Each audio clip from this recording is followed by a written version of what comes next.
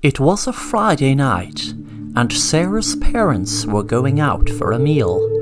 They told her to be careful and to not answer the door to anyone. Sarah's parents were very cautious and even weren't going to go out for a meal at all because for the last few weeks in their town there were home invasions in different houses.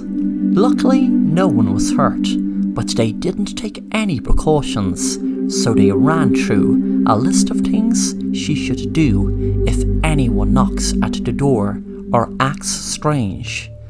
After her parents left, Sarah grabbed a drink from the fridge and then sat down to watch a good horror movie.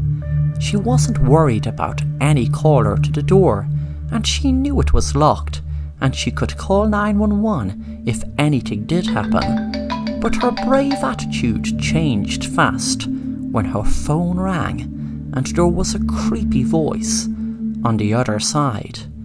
At first, Sarah thought it was one of her friends fooling and told them don't be so stupid.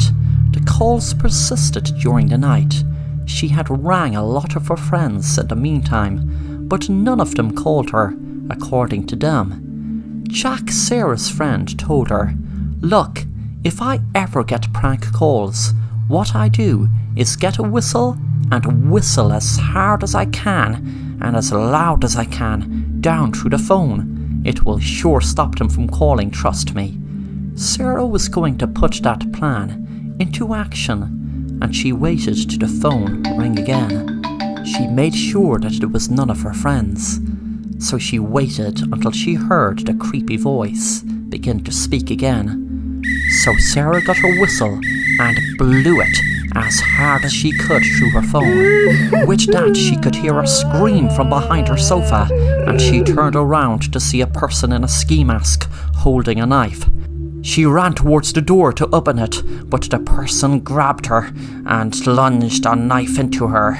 She fell on the ground, bleeding very heavy as the person took off their mask. She froze in horror when she looked in a mirror, and she could see herself holding a mask. Then she snapped out of her dream. She had lost time again. She wondered what had happened. Her doctor told her when she has blackouts, she imagines things. Her doctor said she has to take her medication because during her blackouts, she could hurt herself or others. She looked down on the ground at the door.